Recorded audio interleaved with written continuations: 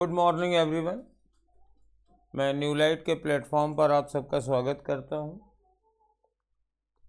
और जैसा कि आप सब लोग जानते हैं कि इतनी सारी टेस्ट सीरीज हमारे सिंह सर के द्वारा चल रही हैं न्यू लाइट इंस्टीट्यूट की तरफ से, जिनका मोटो है अब पढ़ने का अधिकार सबको, डॉक्टर बनने का अधिकार भी सबको।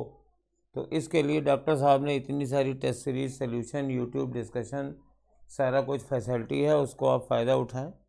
और इसी प्रोग्राम के अंतर्गत हम लोग आज RBTS rank booster test series के चौथे टेस्ट का डिस्कशन उन क्वेश्चंस का करने जा रहे हैं जो बहुत ही ज़्यादा बच्चों ने गलत किए हैं। तो ये आपसे आगे गलत ना हो, इनके कंसेप्ट आपके क्लियर हो, तो हम लोग पूरा प्रयास करेंगे कि इसको ठीक ढंग से सीखें। तो चलिए, ये RBTS टेस्ट 4 है और ये हमारा पहला केस। तो बेटा देखो, ये 44 क्वेश्चन है और ये 654 बच्चों ने गलत किया है। विच of the following statement is wrong.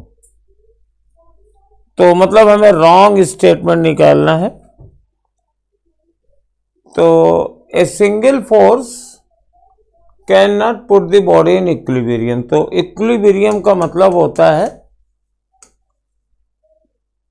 Implies body पर नेट फोर्स 0 हो, यानी बॉडी का नेट एक्सेलरेशन 0 हो। तो अगर बॉडी पे एक सिंगल फोर्स लगा हुआ है तो भाई इसको बैलेंस कौन करेगा? तो ये इक्विलिब्रियम में बॉडी नहीं रहेगी, डेफिनेटली एक्सेलरेशन होगा इसके पास। तो पहला वाला स्टेटमेंट सही है। In circular motion acceleration vector is directed, ये टूवर्ड्स होगा, टूवर्ड्स द सेंटर। तो हाँ, यहां अगर ये सर्कुलर मोशन है, बॉडी सपोज यहां है, तो एक एक्सेलरेशन रेडियल एक्सेलरेशन होता है सेंटर की ओर, इसकी वैल्यू होती है v²/r, और एक दूसरा एक्सेलरेशन और होता है टेंजेंशियल एक्सेलरेशन। तो इनका रिजल्टेंट इधर जाएगा। तो सर्कुलर मोशन जनरल के लिए तो ये स्टेटमेंट गलत है। हाँ, अगर यूसीएम हो, यूसीएम में टेंजेंशियल एक्सेलरेशन 0 होगा, तब स्टेटमेंट ये सही माना जाएगा। यानी यूसीएम में नेट एक्सेलरेशन सेंटर की ओर होता है, लेकिन नॉन यूनिफॉर्म सर्कुलर मोशन में नहीं होता है। तो यहां कुछ यूसीएम वगैरह तो मेंशन नहीं है, इसलिए इस स्टेटमेंट को हम लोग रॉन्ग कंसीडर करेंगे और रॉन्ग स्टेटमेंट ही बताना है, इसलिए आंसर सही वाला 2 माना जाएगा। तो काफी लोग तो इसी में कंफ्यूज हो जाते हैं कि रॉन्ग बताना है, वो सही वाला टिक कराए। तो ये सब ध्यान रखिएगा। और इसके बाद अब हम लोग चलते हैं नेक्स्ट क्वेश्चन में।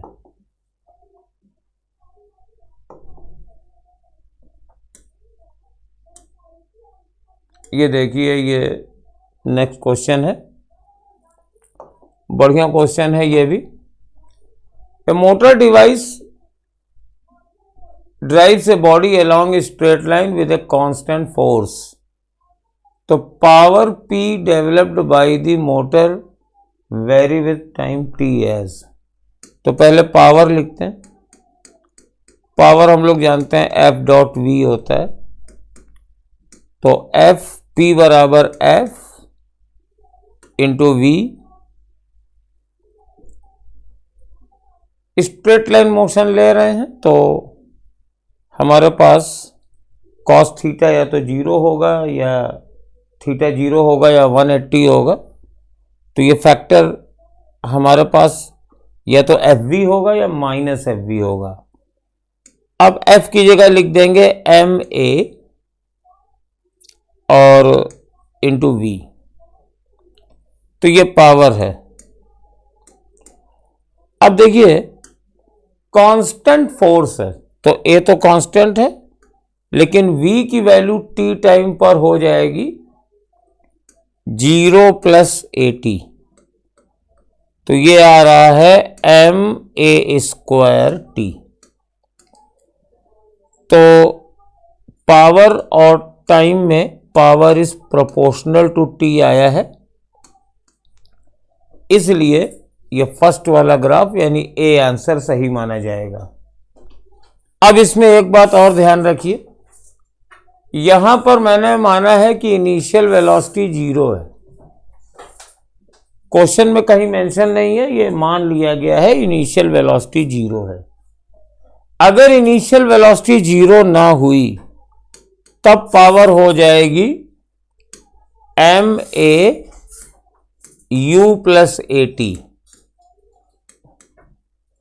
तो ma/u+ma²t ग्राफ तब भी स्ट्रेट लाइन रहेगा, लेकिन अब ये ओरिजिन से पास नहीं होगा। तो इसका मोस्ट अप्रोप्रिएट आंसर तो ये है, जानकारी आपको होनी चाहिए।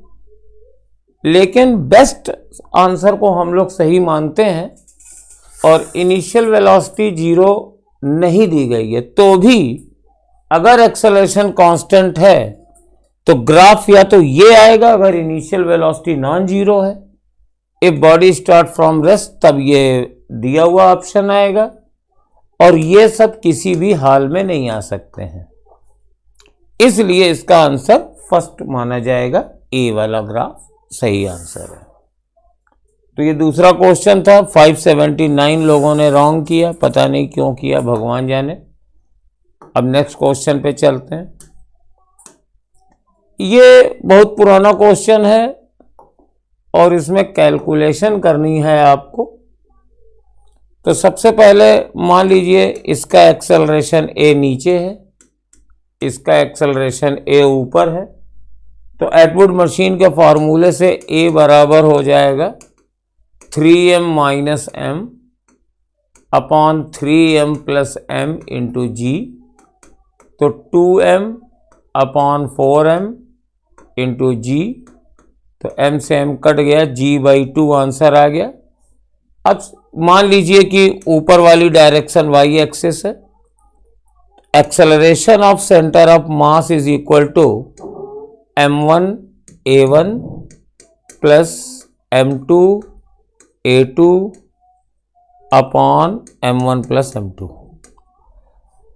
अब इसको हम लोग कैलकुलेट करते हैं। तो m1 इज 3m और एक्सेलरेशन इसका है g/2 प्लस m2, और ये एक्सेलरेशन को मैं माइनस साइन दे दूंगा क्योंकि ये नीचे की ओर है। m2 इंटू माइनस g/2, ये प्लस हो जाएगा क्योंकि इसका एक्सेलरेशन ऊपर है, और ये m2 भी m है। फिर 3m प्लस m। तो अब आप कॉमन ले लीजिए, g/2 कॉमन ले लीजिए, और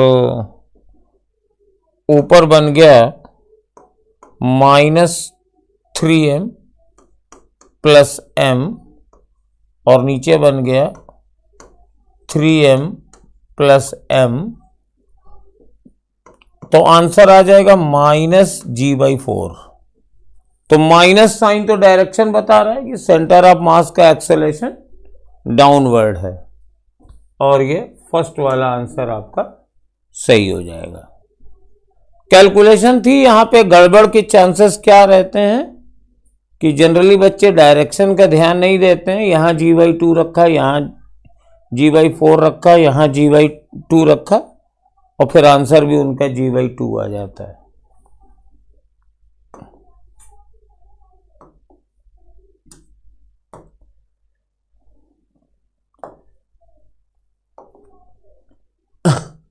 ये थ्योरी का क्वेश्चन है, बहुत सिंपल है। जो वेट का लोड है वो तो नीचे लगेगा, चाहे वो सिर पे रखा हो चाहे जहां रखा हो, ये लोड है तो ग्रेविटी फोर्स नीचे की ओर लगेगा, और फोर्स का फॉर्मूला होता है Fs cos थीटा।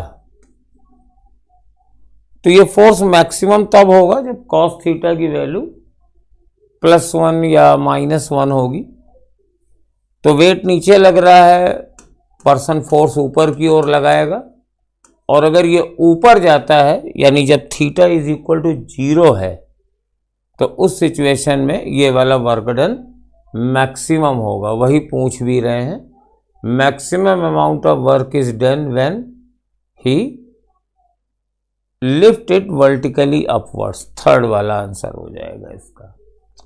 अगर ये हॉरिजॉन्टल सरफेस में चलेगा तो बहुत पुराना सेंटेंस है, 9th क्लास से बच्चों को पढ़ाया जाता है कि अगर एक कुली बक्सा पे को रख के हॉरिजॉन्टल प्लेटफॉर्म पर चलता है तो उसका वर्क डन 0 होता है।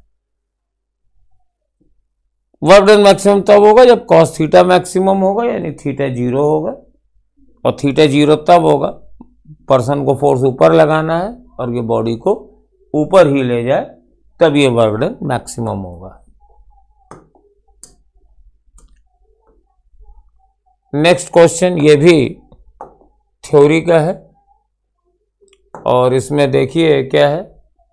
पोटेंशियल एनर्जी क्या होती है? Actually change in potential energy defined as the work done by conservative force. अगर फोर्स कंजर्वेटिव नहीं है तो फिर पोटेंशियल एनर्जी एग्जिस्ट नहीं करती है। इसको आप अपने टीचरों से भी अच्छी तरीके से समझ लीजिएगा। Potential energy can be defined against only in conservative force. तो सेकंड ऑप्शन रॉन्ग है, नॉन कंजर्वेटिव। नॉन कंजर्वेटिव ये सही हो नहीं सकता है, बस पहला वाला आंसर सही है। पोटेंशियल एनर्जी सिर्फ कंजर्वेटिव फील्ड में ही डिफाइन की जा सकती है।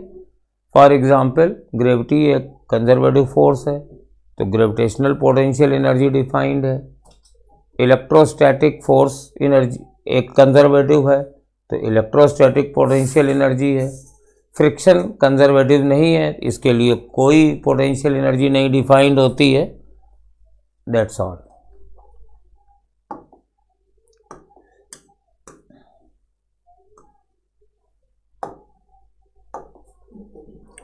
जब शेल को कैनन से फायर किया जाता है तो कैनन फट जाता है और due to the chemical explosion this chemical forces work on the system, तो इसकी काइनेटिक एनर्जी बढ़ जाती है और लीनियर मोमेंटम बेटा कांस्टेंट रहता है। इसके क्वेश्चन भी आप लोगों ने किए होंगे। तो इसका पहला आंसर है फर्स्ट वाला 31 का।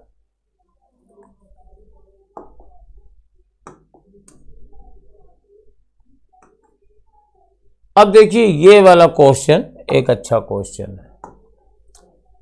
कहते हैं कि ये देखिए ये बीड है और ये ऐसे आ रही है, तो consider a situation theta from here.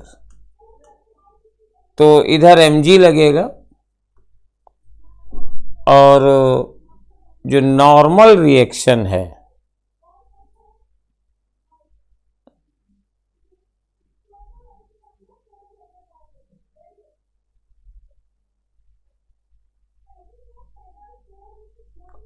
तो नॉर्मल रिएक्शन इस पे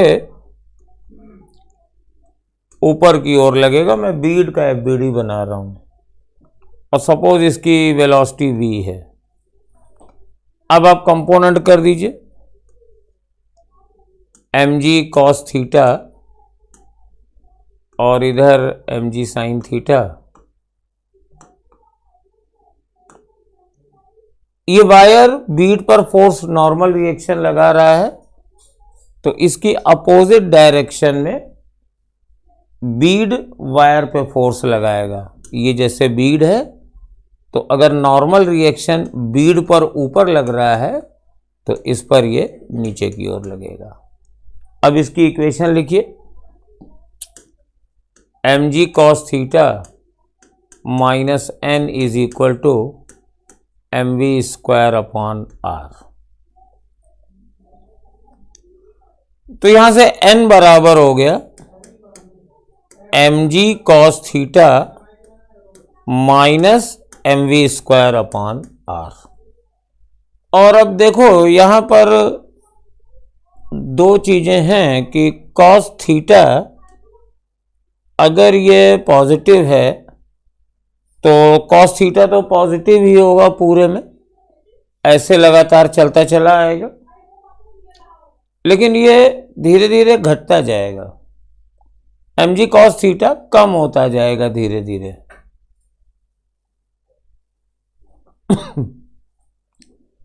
और ये वेलोसिटी बढ़ती जाएगी। तो एक सिचुएशन ऐसी भी आएगी जब ये दोनों बराबर हो जाएंगे।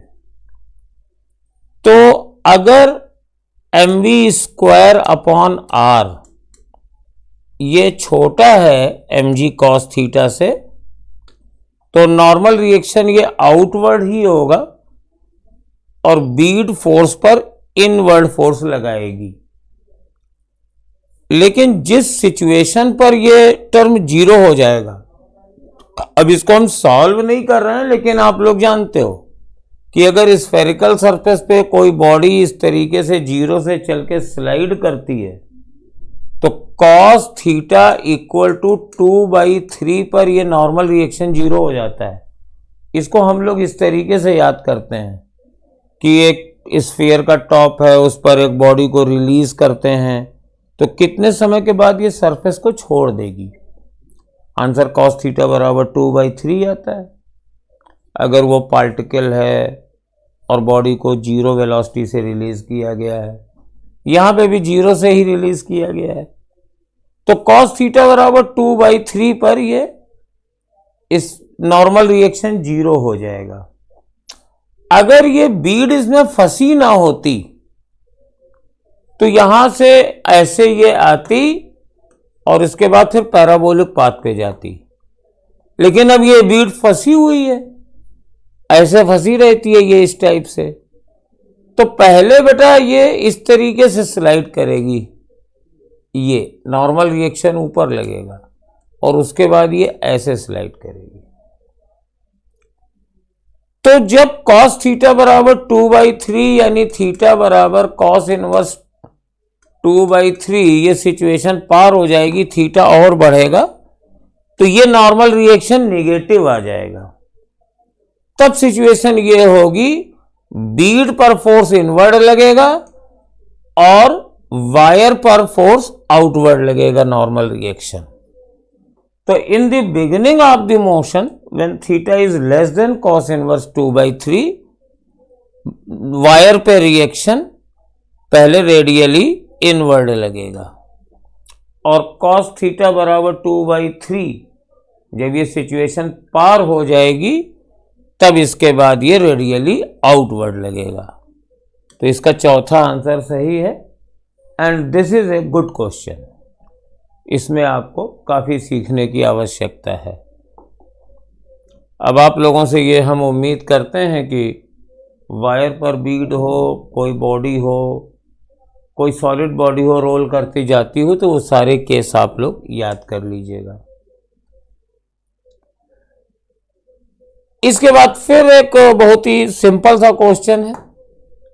बॉडी की इनिशियल वेलोसिटी 0 है, 1 डायमेंशनल मोशन है और ये कांस्टेंट एक्सेलरेशन से चल रही है और पावर टी के प्रोपोर्शनल पूछा जा रहा है।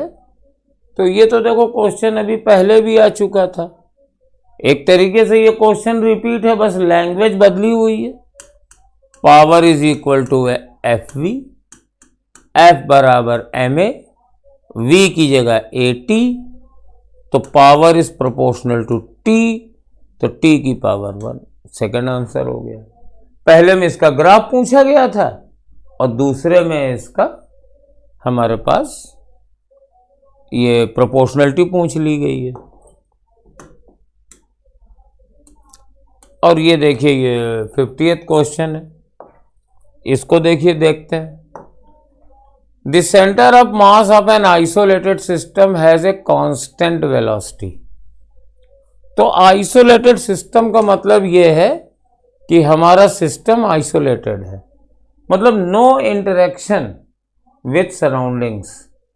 तो जब कोई सराउंडिंग में कोई है ही नहीं, तो इसका मतलब है इस पर एक्सटर्नल फोर्स भी 0 है, और एक्सटर्नल फोर्स अगर 0 है तो सेंटर ऑफ मास का एक्सेलरेशन भी 0 होगा। इसका मतलब है velocity of centre of mass constant होगी।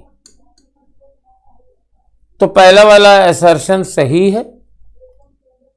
और दूसरा यह है कि अगर centre of mass of an isolated system is already at rest, तो ये रेस्ट में है और सेंटर ऑफ मास का एक्सेलरेशन तो है नहीं, तो इसका मतलब है वेलोसिटी कांस्टेंट रहनी है, तो हमेशा 0 रहेगी।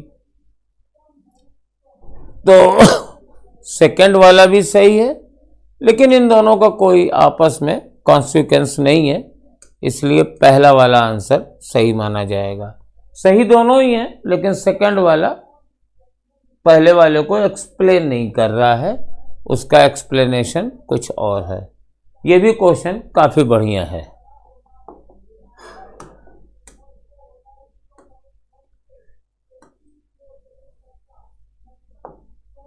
ये सिंपल कैलकुलेशन का क्वेश्चन है।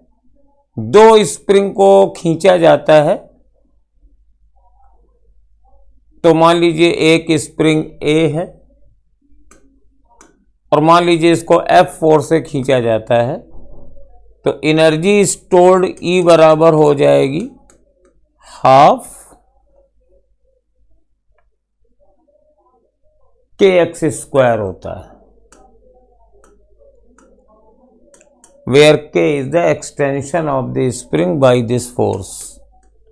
तो मैं x को हटा देता हूं, इसको मैं F/k लिख देता हूं, तो ये हो जाएगा F²/2k। तो अगर किसी स्प्रिंग को फोर्स F से खींचा जाए तो energy stored is proportional to F²/2k। तो E/EA/EB is equal to KB/KA हो जाएगा। फोर्स कांस्टेंट नीचे आया है।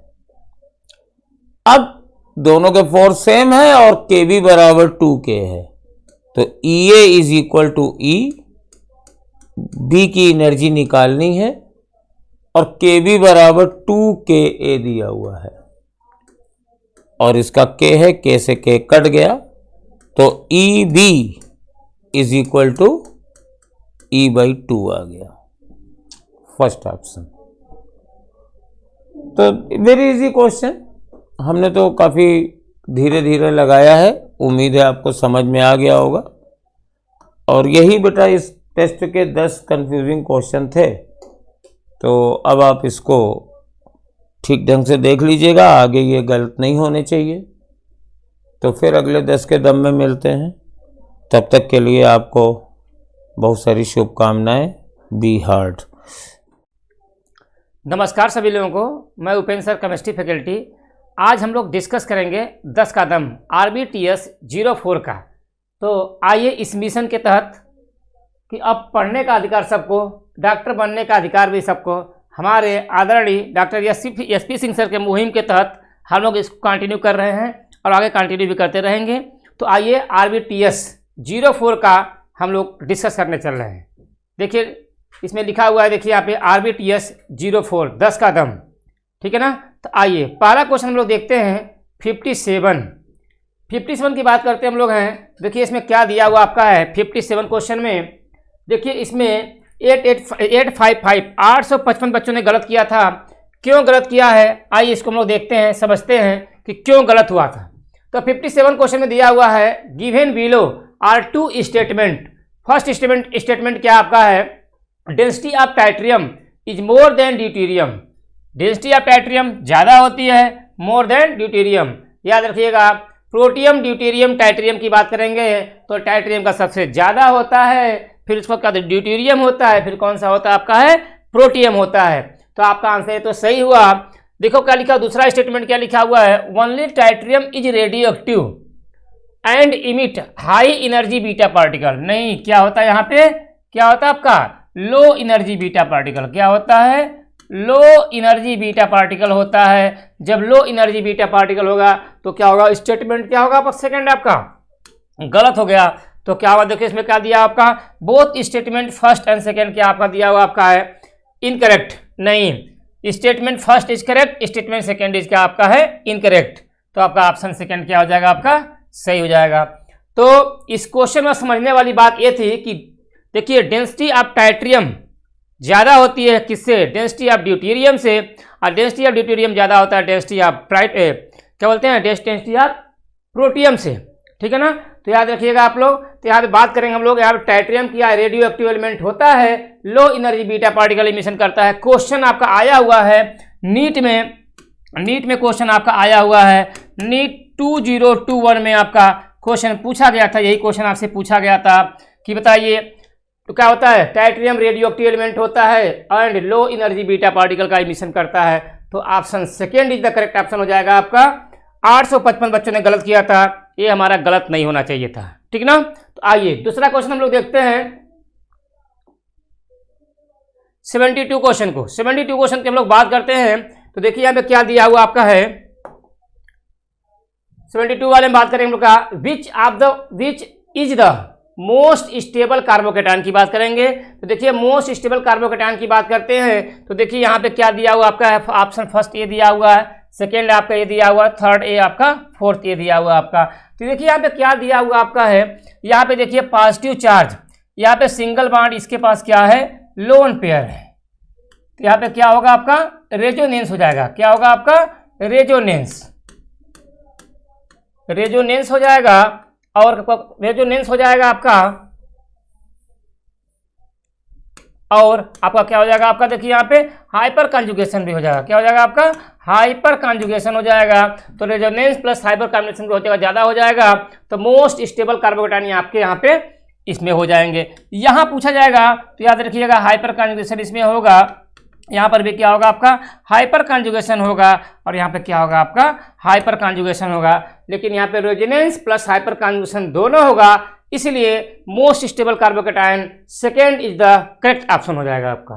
देखो 793 स्टूडेंट ने गलत किया था, ये हमारा गलत नहीं होना चाहिए था, ठीक है ना। तो इसको इंप्रूव करने की कोशिश करिएगा क्योंकि यहाँ पे रेजोनेंस हो गया और जहाँ पे रेजोनेंस होता है वह क्या होता है आपका मोस्ट स्टेबल कार्बोकेटायन होता है, ठीक है ना।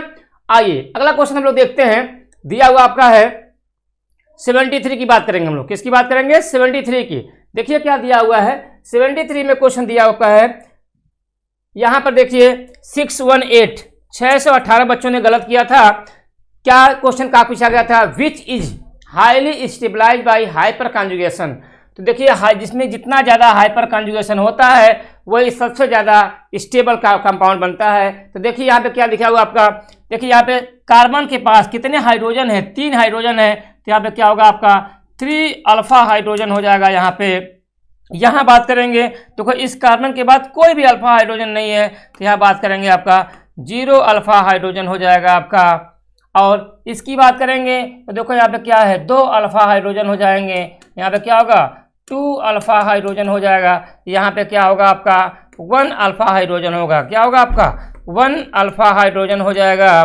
तो इसलिए आंसर आपका क्या देखो यहाँ पे 3 अल्फा हाइड्रोजन है, तो आपका देखो लिखा highly stable by hyperconjugation की, highly stabilized by hyperconjugation की बात करेंगे तो वो 3 अल्फा हाइड्रोजन यहाँ पे सबसे ज़्यादा है, इसलिए हाईली स्टेबलाइज हो जाएगा बाई हाइपर कॉन्जुगेशन से। तो आंसर फर्स्ट इज द क्या होगा आपका करेक्ट आंसर हो जाएगा। इसमें हमको सिर्फ और सिर्फ ये देखना है कि नंबर ऑफ अल्फा हाइड्रोजन इसमें जितना ज़्यादा होता है वह क्या आपका हाइपर कॉन्जुगेशन की स्टेबिलिटी उसकी उतनी ही ज़्यादा होती है, ठीक है ना। तो 618 स्टूडेंट ने गलत किया था, ये हमारा गलत नहीं होना चाहिए था। आइए अगला क्वेश्चन हम लोग देखते हैं, दिया होगा 77 की बात करेंगे। तो 77 क्वेश्चन में क्या दिया हुआ है, आपसे पूछा गया है, इसमें क्या पूछा गया है ट्रिपलेट कार्बिन हैव हाइब्रिडाइजेशन। तो आप जान लीजिएगा अगर हम लोग बात करते हैं ट्रिपलेट कार्बिन का, ट्रिपलेट कार्बिन की अगर हम लोग बात करते हैं तो याद रखिएगा आप लोग ट्रिपलेट कार्बिन की बात करें हम लोग तो कार्बन के पास देखो यहाँ पे आपका ऐसे बन जाएगा। और हम लोग बात करेंगे हम लोग यहाँ पे तो ट्रिपलेट कार्बन की बात करेंगे तो जिसके पास जो एक इलेक्ट्रॉन होंगे, एक इस ऑर्बिटल में चले जाएंगे, दूसरा इलेक्ट्रॉन आपका इस ऑर्बिटल में चला जाएगा। तो देखिए आपके यहाँ पे कितने सिग्मा बॉन्ड हैं, 2 सिग्मा बॉन्ड हैं। जब 2 सिग्मा बॉन्ड होगा तो इसका हाइब्रिडाइजेशन क्या होगा आपका sp हो जाएगा। और यही हम लोग बात करते हैं किसकी बात करते हैं? सिंगलेट कार्बेन की। किसकी बात करें हम लोग? सिंगलेट कार्बेन की। जब सिंगलेट कार्बन की हम लोग बात करेंगे तो याद रखिएगा, यहाँ देखिए कार्बन आपका यहाँ पर है, एक यहाँ पे देखिए कार्बन बीच में है, यहाँ पे एक बॉन्ड, यहाँ पे एक बॉन्ड बनाएंगे, यहाँ पे 2 ऑर्बिटल हो जाएगा, इसमें दोनों इलेक्ट्रॉन चले आएंगे तो क्या होगा? एक सिग्मा बॉन्ड यहाँ पे है, एक सिग्मा बॉन्ड यहाँ पे है, यहाँ पे क्या है? लोन पेयर है, इसका मतलब क्या हो जाएगा आपका? यहाँ पे sp2 हो जाएगा। तो याद रखिएगा आप लोग, सिंगलेट कार्बन में sp2 हाइब्रिडाइज होता है और ट्रिपलेट कार्बन में sp हाइब्रिडाइज होता है। तो आंसर क्या होगा आपका? थर्ड इज द क्या होगा आपका? करेक्ट ऑप्शन हो जाएगा। ठीक है ना? तो ट्रिपलेट कार्बन की बात करेंगे तो क्या होगा आपका? sp हाइब्रिडाइज्ड कार्बन होगा। देखिए 596 बच्चों ने गलत किया था, ये हमारा गलत नहीं होना चाहिए था। फिर से एनालिसिस करिएगा, ये बहुत इंपॉर्टेंट क्वेश्चन है, आपके नीट में आया हुआ है, तो एक बार फिर से देखिएगा और समझिएगा कि हमारा क्वेश्चन गलत ना हो। तो आइए अगला क्वेश्चन हम लोग देखते हैं। देखिए क्या दिया हुआ है, क्वेश्चन आपका दिया हुआ है विच इज नॉट इलेक्ट्रोफाइल। तो इलेक्ट्रोफाइल का मतलब क्या होता है? जिसपे क्या हो आपका? पॉजिटिव चार्ज हो। फिर क्या आपका हो? इलेक्ट्रॉन डिफिशियंट हो। Electron deficient, electron deficient species हो। ठीक ना? जो लुईस एसिड की तरह बिहेव करे, जो लुईस एसिड की तरह बिहेव करे, ये सब क्या होते हैं बताइए? इलेक्ट्रोफाइल की बात करेंगे हम लोग। तो देखिए यहाँ पे क्या है? डाइक्लोरोकार्बन की बात करेंगे तो भी क्या होता है आपका? इलेक्ट्रोफाइल होता है। AlCl3 की बात करेंगे तो इसके ऑक्टेट इनकम्प्लीट है, ये भी क्या होगा? इलेक्ट्रोफाइल की तरह काम करेगा। Br पे प्लस चार्ज लगा हुआ है तो ये भी क्या होगा आपका? इलेक्ट्रोफाइल की तरह काम करेगा। आपसे क्या पूछा है? नॉट इलेक्ट्रोफाइल की बात करेंगे। अगर नॉट इलेक्ट्रोफाइल की बात किया गया यहाँ पे तो आंसर कौन सा हो जाएगा? फोर्थ हो जाएगा। क्यों फोर्थ हो जाएगा? अगर हम लोग बात करते हैं सोडियम का तो सोडियम का कितना होता है? 11 होता है। 2, 8 क्या होता है? 1 होता है। यहाँ पे सोडियम प्लस की बात करते हैं तो अगर सोडियम प्लस की हम लोग बात करेंगे तो इसमें 2, 8 हो जाएगा। यहाँ से एक इलेक्ट्रॉन हमारा निकल जाएगा। देखिए यहाँ पे इसके ऑक्टेट क्या हो गए आपके? कंप्लीट हो गए। क्या होगा ऑक्टेट आपका? ऑक्टेट क्या हो जाएंगे आपके? कंप्लीट हो जाएंगे। जब ऑक्टेट कंप्लीट हो जाएगा तो क्या होगा? ये आपका क्या होगा? आपका इलेक्ट्रोफाइल की तरह काम नहीं करेगा। तो answer fourth is the correct answer हो जाएगा। देखिए 574 बच्चों ने गलत किया था, ये हमारा गलत नहीं होना चाहिए था। फिर से देखिएगा, एनालिसिस करिएगा, समझिएगा कि आगे ऐसी गलती हमारी न हो। तो आइए अगला क्वेश्चन हम लोग देखते हैं।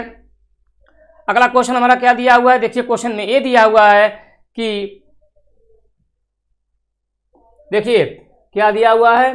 क्वेश्चन दिया हुआ which of the following have maximum pK value. मतलब आपसे पूछा गया है मैक्सिमम पीके वैल्यू, इनका मतलब क्या होता है? क्या होगा आपका? मिनिमम के वैल्यू हो जाएगा। जब मिनिमम के वैल्यू होगा इसका मतलब क्या होगा आपका? Minimum acidic strength. क्या हो जाएगा आपका? Minimum acidic strength. Minimum acidic strength की बात करेंगे तो याद रखिएगा यहाँ पे देखिए इस पे कौन सा? देखो यहाँ पे COH सब में कॉमन है। यहाँ पे NO2 की बात करेंगे तो इस पर -I लोग चार्ज हो जाएगा। यहाँ बात करेंगे यहाँ पर भी -I हो जाएगा। OH की बात करेंगे यहाँ पर भी -I होगा। यहाँ पे NO2 की बात करेंगे यहाँ पर भी -I चार्ज होगा। तो देखिए इसकी जो जिसके पास होता है उसका क्या बोलेंगे?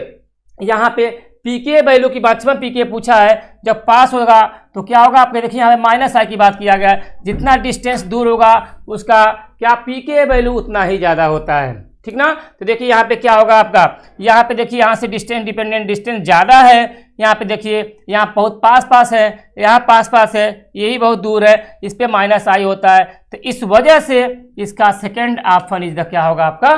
करेक्ट हो जाएगा। ठीक है ना? तो क्या होगा आपका? पूछा गया मैक्सिमम पीके वैल्यू, तो याद रखिएगा यहाँ पे Br की बात करेंगे, यहाँ पे -I या क्या -M होता है, तो इस वजह से इसका तो सबसे ज़्यादा पूछा गया मैक्सिमम पीके वैल्यू। तो देखो यहाँ पे बात पूछा मिनिमम, देखो क्या पूछेगा? देखो मिनिमम एसिडिक स्ट्रेंथ मतलब मैक्सिमम पीके वैल्यू। तो मैक्सिमम पीके वैल्यू किसका होगा आपका? सेकेंड ऑप्शन इधर क्या होगा आपका? करेक्ट आंसर हो जाएगा। ठीक है ना? देखिए 530 बच्चों ने गलत किया था, ये हमारा गलत नहीं होना चाहिए था। ठीक है ना? चलिए अगला क्वेश्चन हम लोग देखते हैं।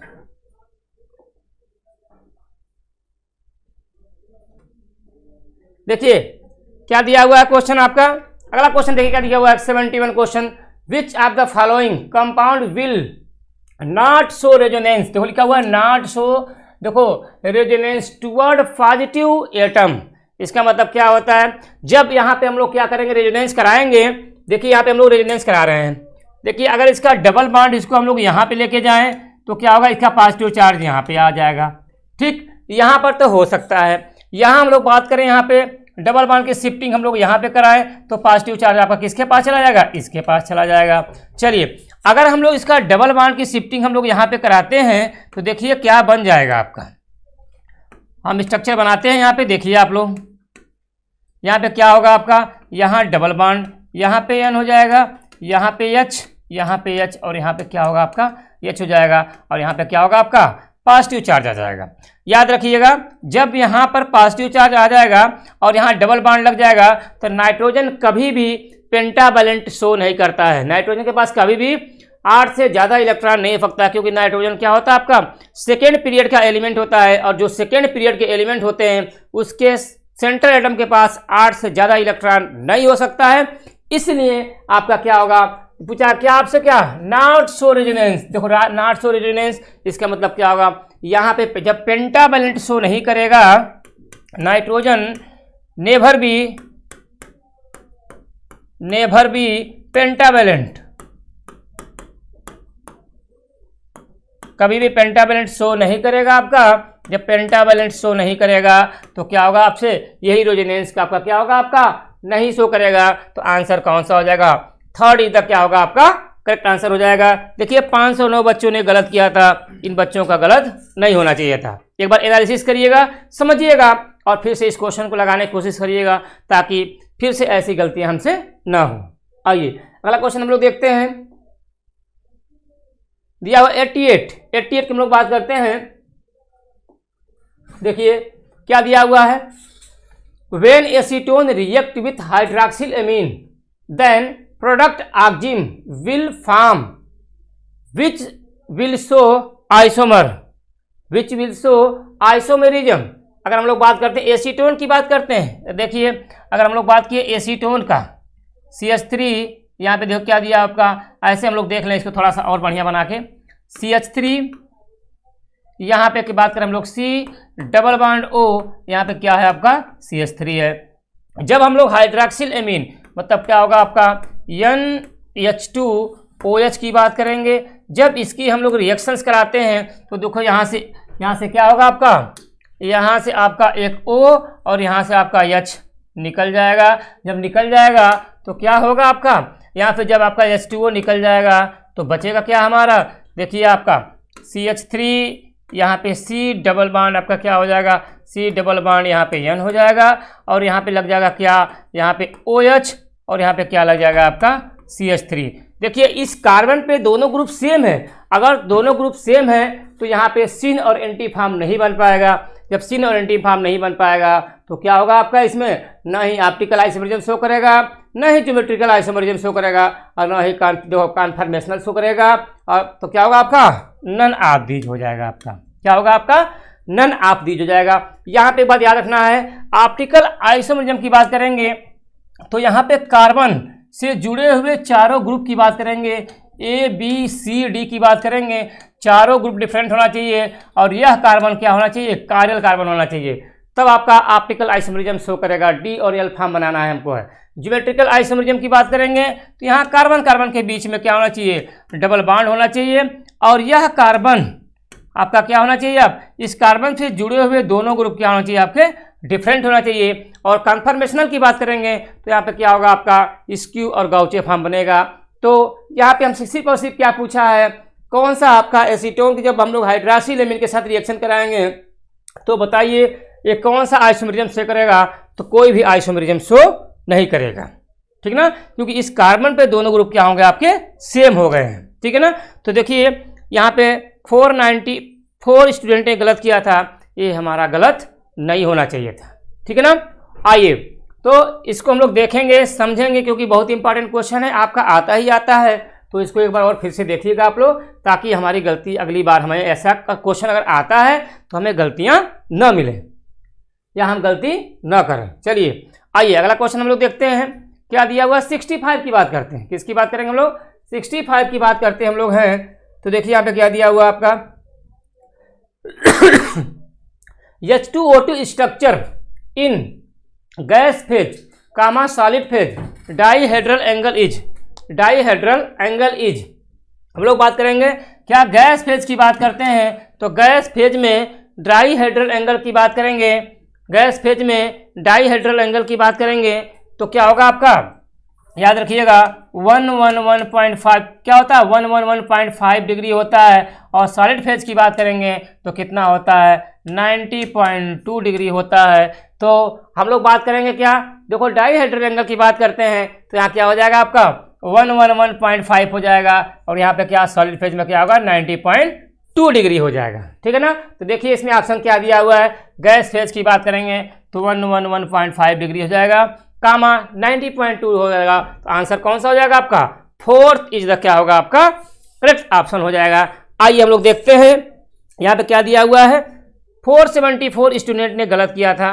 तो आपका ये बहुत इंपॉर्टेंट क्वेश्चन है, ये आपके नीट में आएगा ही आएगा, देखिएगा मिलाइएगा आप लोग, जब नीट का पेपर होगा तो आप लोग देखिएगा जरूर ये क्वेश्चन आप लोगों के नीट के एग्जाम में आपका आएगा। ठीक है ना।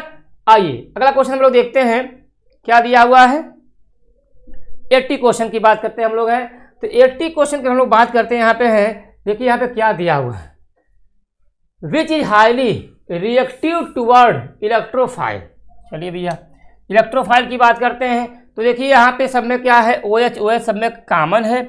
यहाँ बात करेंगे तो यहाँ पे क्या होगा आपका, यहाँ पे -I लग जाएगा, यहाँ बात करेंगे तो -I लग जाएगा, -I और आपका क्या हो जाएगा -M हो जाएगा। यहाँ -I डोमिनेंट +R+M होता है, यहाँ पे क्या करेंगे प्लस का I हो जाएगा। तो याद रखिएगा यहाँ दिया हुआ क्या है कि टुवर्ड इलेक्ट्रोफाइल की बात करेंगे तो याद रखिएगा अगर इलेक्ट्रोफाइल की बात करते हैं हम लोग हैं तो यहाँ पे एक बात याद रखना है कि देखो यहाँ पे प्लस का I इफेक्ट लग रहा है, जब प्लस का I इफेक्ट लगेगा तो इलेक्ट्रोफाइल पूछा क्या हाईली रिएक्टिव किस पे होगा, -I पे तक कम होता है। तो हम लोग याद रखिएगा इसमें electrophilic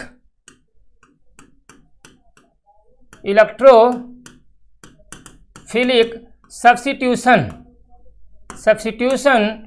reaction is directly proportional to क्या होता है बताइए, क्या होता है बताओ, +I +M hyper conjugation, inversely क्या होता है -I -M होता है आपका है। तो याद रखिएगा जिस पे जितना ज़्यादा पॉजिटिव चार्ज होगा या +I होगा या +M होगा या हाइपर कॉन्जुगेशन होगा वह क्या होगा आपका हाईली रिएक्टिव टुवर्ड इलेक्ट्रोफाइल होगा। तो याद रखिएगा यहाँ पे आंसर कौन सा हो जाएगा, थर्ड इधर क्या होगा आपका करेक्ट आंसर हो जाएगा हमारा।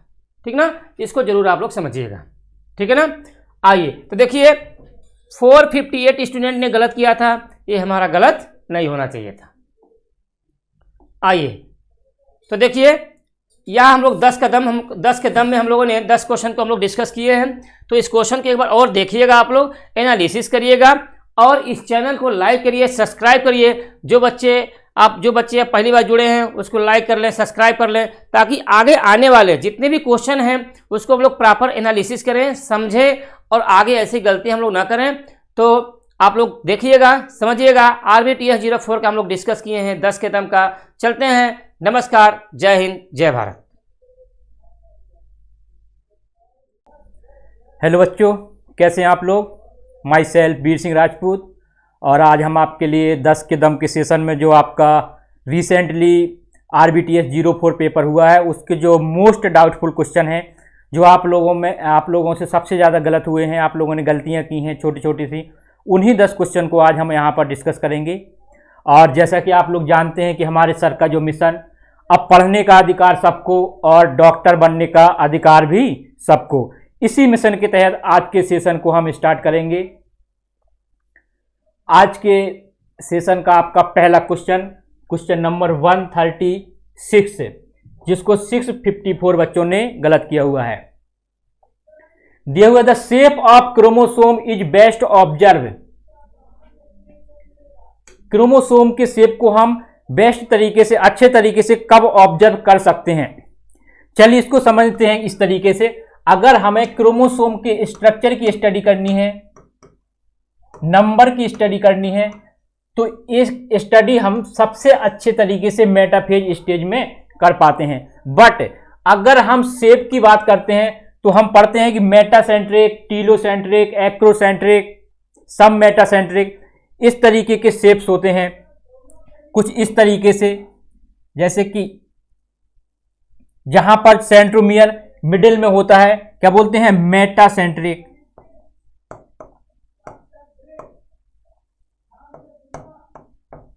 और शेप कैसा होता है, बी। और जब कुछ इस तरीके से सेंट्रोमियर मिडिल से थोड़ा सा दूर होता है, थोड़ी सी डिस्टेंस पर, तो इस तरीके को बोलते हैं क्या, सब मेटासेंट्रिक।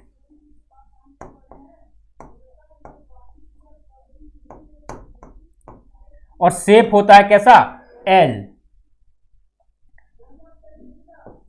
और एक स्ट्रक्चर कुछ इस तरीके से हम पढ़ते हैं जो होता है कैसा, जे शेप। और कहां पर, किस प्रकार के, क्या नाम देते हैं इसको हम, एक्रोसेंट्रिक। एक्रोसेंट्रिक। और जब कुछ इस तरीके से सेंट्रोमियर बिल्कुल अपर पोजीशन पर होता है तो ये शेप कैसा होता है, कुछ इस तरीके से, आई शेप। किस तरीके से, कुछ आई शेप। और इस प्रकार के क्रोमोसोम को बोलते हैं हम क्या, टीलोसेंट्रिक। क्या बोलते हैं, टीलोसेंट्रिक। इस तरीके से इन शेप्स की जो स्टडी है, इस तरीके के जो शेप्स हैं, ये हमको क्लियरली विजिबल होते हैं किसमें, एनाफेज स्टेज में। इसीलिए हमारा यहां पर आंसर क्या होना चाहिए, सेकंड। चलिए नेक्स्ट क्वेश्चन को देखते हैं।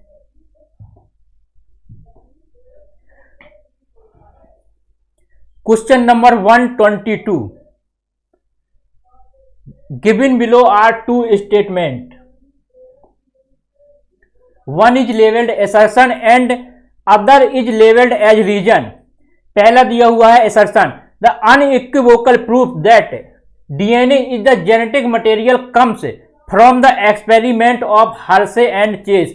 जो हर्शे एंड चेस ने जो एक्सपेरिमेंट किया था, इन्होंने बताया कि जेनेटिक मटेरियल ही, सॉरी, डीएनए ही जेनेटिक मटेरियल होता है। और अनइक्विवोकली इन्होंने क्या किया था, प्रूफ किया था, कोई इनका विरोध नहीं किया था। यानी कि ये आपका बिल्कुल एकदम करेक्ट है। दूसरा रीजन देखते हैं, क्या रीजन सही है, they worked with bacteria that infect.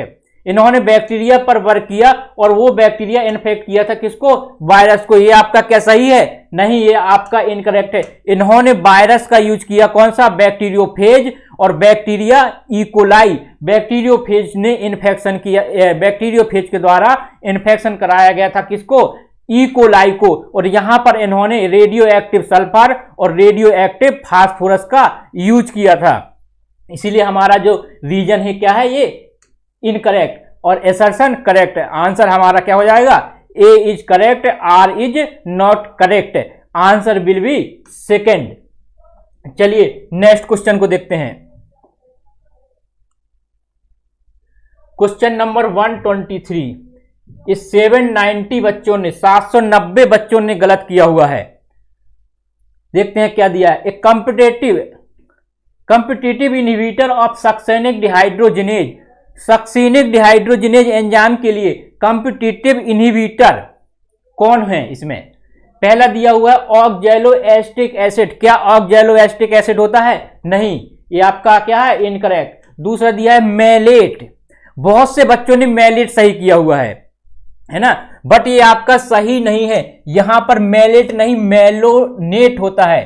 Malonate जो मेलोनिक एसिड का साल्ट होता है, मेलोनिक एसिड का साल्ट, जबकि मेलेट मेलिक एसिड का साल्ट होता है। मेलेट क्या होता है, मेलिक एसिड का साल्ट। इसीलिए यहां पर अगर मेलोनेट होता तो हम बोल सकते थे कि हाँ ये आपका करेक्ट है। इसलिए आपका ये सेकंड ऑप्शन नहीं होगा।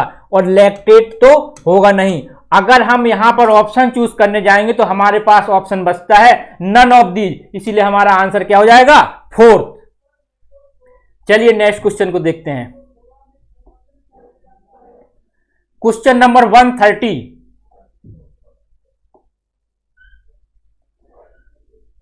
स्टेटमेंट का क्वेश्चन है बेटा, देखते हैं। Negatively charge DNA is wrapped around the positively charged histone octamer to form nucleosome.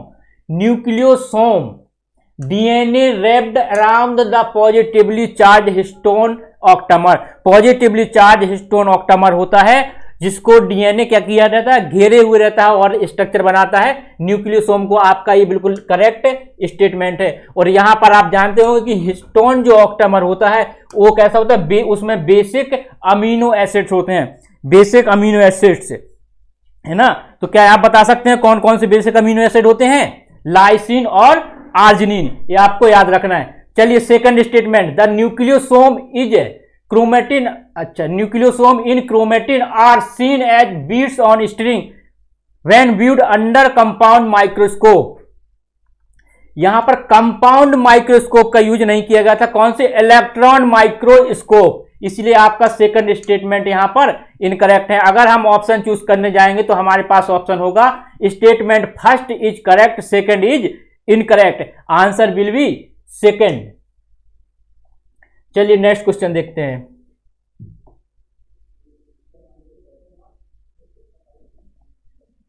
Question number 157, given below are two statements.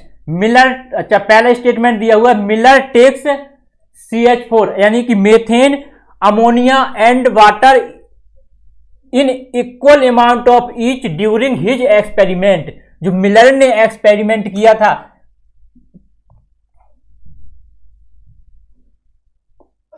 इन्होंने अपने एक्सपेरिमेंट में methane, ammonia, water equal amount में क्या यूज किया था? नहीं, ये आपका इनकरेक्ट है। क्या यूज किया था, किस अमाउंट में? जैसे कि हम देखते हैं कि ये आपका हो गया मीथेन, ये हो गया वाटर, ये हो गया आपका अमोनिया, और एक और इन्होंने लिया था क्या? Hydrogen, H2। अब यहां पर इन्होंने जो रेशियो बताया था उसमें ये नहीं लिया था, मीथेन, अमोनिया और हाइड्रोजन। और अगर हम मीथेन, अमोनिया और हाइड्रोजन की बात करते हैं, मीथेन, अमोनिया,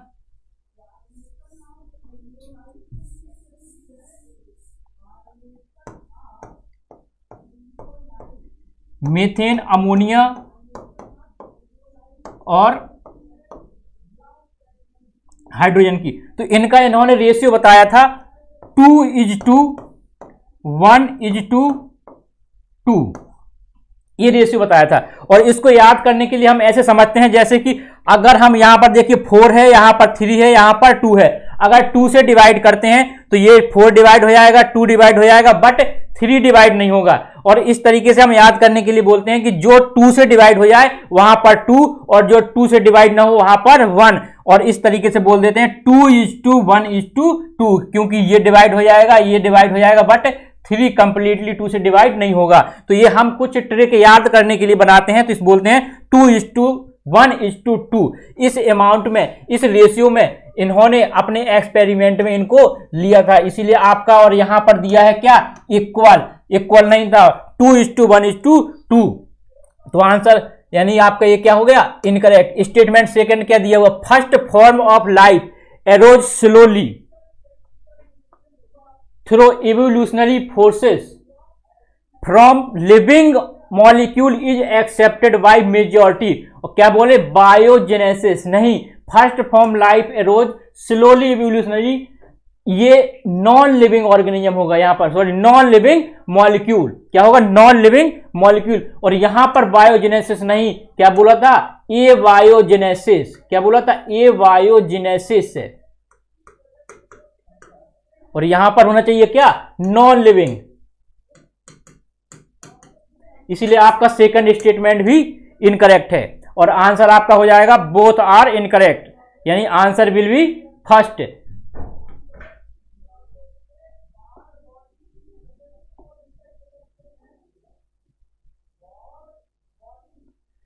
चलिए question number 177, the maximum formation of mRNA occur in. mRNA का मैक्सिमम फॉर्मेशन कहां पर होता है? चलिए देखिए, हम देखते हैं कि rRNA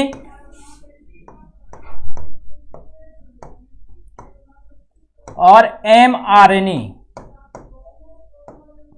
अगर हम rRNA की बात करते हैं तो मैक्सिमम rRNA का फॉर्मेशन न्यूक्लियस के अंदर जो न्यूक्लियोलस होता है वहां पर होता है। कहां पर? न्यूक्लियोलस में, न्यूक्लियोलस में, एक्सेप्ट किसको छोड़ के? जो आपका 5S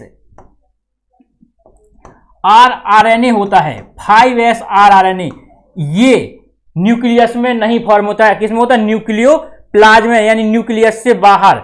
यानी कि सिर्फ 5S को छोड़ दिया जाए, 5S rRNA को छोड़ दिया जाए तो बाकी के जो rRNA होते हैं सभी का फॉर्मेशन कहां होता है? न्यूक्लियोलस में। चलिए, ये तो हमको क्लियर हो गया। बट हमको यहां पूछा है किसके लिए? mRNA का। तो mRNA का जो फॉर्मेशन है वो आपका न्यूक्लियस में ना होके न्यूक्लियस के बाहर न्यूक्लियोप्लाज्म में होता है। यानी कि होता तो न्यूक्लियस में ही, लेकिन न्यूक्लियोलस में ना होकर न्यूक्लियोप्लाज्म में होता है। इसलिए आपका यहां पर अगर हम ऑप्शन देखें तो आंसर क्या हो जाएगा आपका? न्यूक्लियोप्लाज्म। किसके लिए? mRNA के लिए। चलिए नेक्स्ट क्वेश्चन देखते हैं। Question number 114, given below are two statements, one is labeled as assertion and other is labeled as reason। assertion दिया हुआ है, increase the genetic variability in population of organism from one generation to next। कह रहे हैं कि genetic variability है जो वो एक जनरेशन से दूसरी जनरेशन में क्या होती है? इंक्रीज होती है। बिल्कुल एकदम करेक्ट दिया हुआ। जब सेक्सुअल रिप्रोड्यूसिंग ऑर्गेनिज्म होगा तो उसमें जब गैमीट का फॉर्मेशन होगा तो गैमीटोजेनेसिस होगी, और गैमीटोजेनेसिस एक तरीके से क्या होती है? मियोसिस। और इसके प्रोफेज फर्स्ट में जहां पर पैचाइटिन स्टेज में क्या होता है? रिकॉम्बिनेशन। और इस तरीके से नेक्स्ट जनरेशन में क्या? वेरिएशन होगा। और ये वेरिएशन क्या होता है? इंक्रीज होता रहता है, जेनेटिक वेरिएशन एक जनरेशन से दूसरे जनरेशन में। यानी कि यहां पर हमारा ये असर्शन तो एकदम करेक्ट है। और अगर हम रीजन की बात करते हैं तो variations are very important for the process of revolution. यहां पर दिया हुआ है क्या? रिवोल्यूशन। यहां पर आपका ये क्या? रिवोल्यूशन नहीं होगा। क्यों? देखिए, दो बातें समझनी है आपको, रिवोल्यूशन और इवोल्यूशन। जो इवोल्यूशन है वो स्लोली होता है, और रिवोल्यूशन जब एकदम से कोई चेंज आ जाता है फास्ट, जिस तरीके से म्यूटेशन। और जबकि जो रिकॉम्बिनेशन है ये कैसे होता है? स्लोली, जिसको क्या बोलते हैं हम? इवोल्यूशन हो रहा है। यानी कि अगर ये रिवोल्यूशन है तो ये यहां पर क्या है? इनकरेक्ट है। वेरिएशंस इंपॉर्टेंट किसके लिए होता है? इवोल्यूशन के लिए, जिसमें स्लोली चेंजेज होते हैं। यानी कि यहां पर आपका ये भी क्या है? रीजन इनकरेक्ट है और असर्शन करेक्ट है। तो आंसर क्या हो जाएगा आपका? सेकंड। आंसर आपका सेकंड हो जाएगा। चलिए नेक्स्ट क्वेश्चन देखते हैं।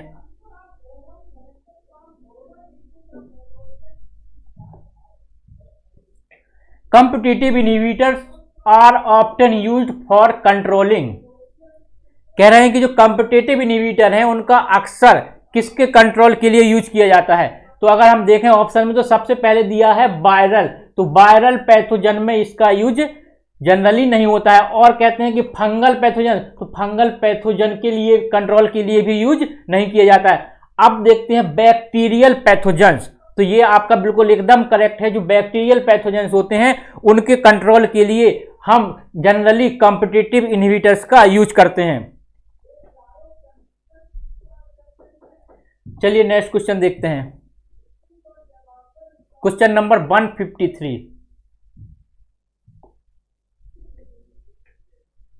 given below are two statements, most of the organism duplications occur during G2 phase।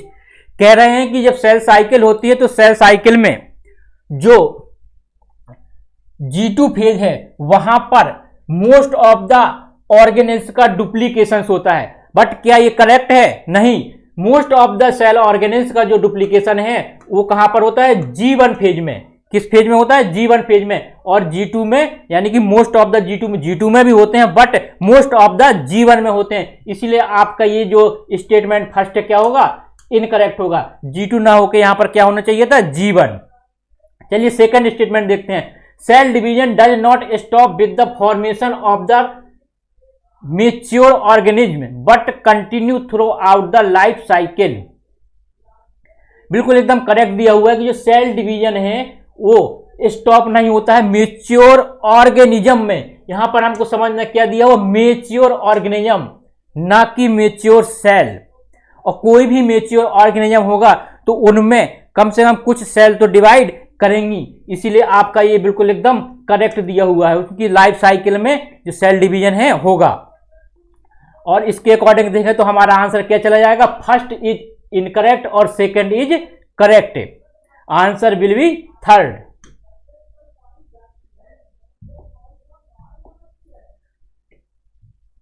चलिए क्वेश्चन नंबर 161।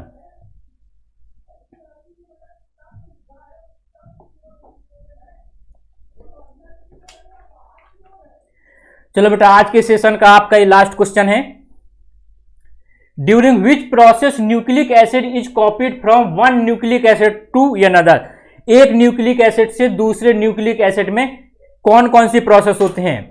चलिए देखिए हम पढ़ते हैं कि जो डीएनए होता है, डीएनए से डीएनए बनता है,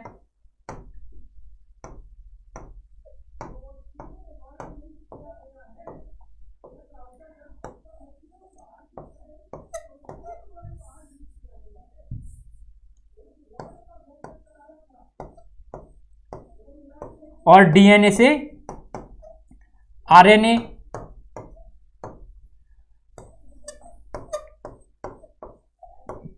और यहां क्या बोलते हैं, प्रोटीन। समझना, अगर डीएनए से डीएनए बन रहा तो इस प्रोसेस को क्या बोलते हैं हम, रेप्लिकेशन। क्या बोलते हैं, रेप्लिकेशन। और अगर डीएनए से डीएनए से आरएनए तो क्या बोलते हैं इस प्रोसेस को हम, ट्रांसक्रिप्शन। और अगर आरएनए से प्रोटीन तो क्या बोलते हैं, ट्रांसलेशन।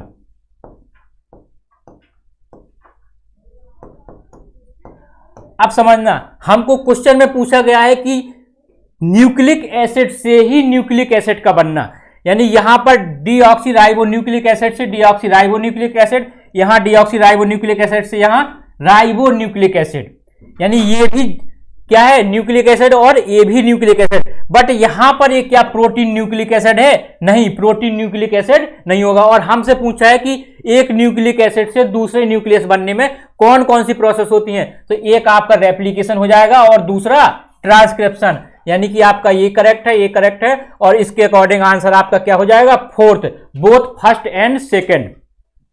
और इसी के साथ आज का आपका सेशन यहीं पर समाप्त होता है। थैंक यू, धन्यवाद।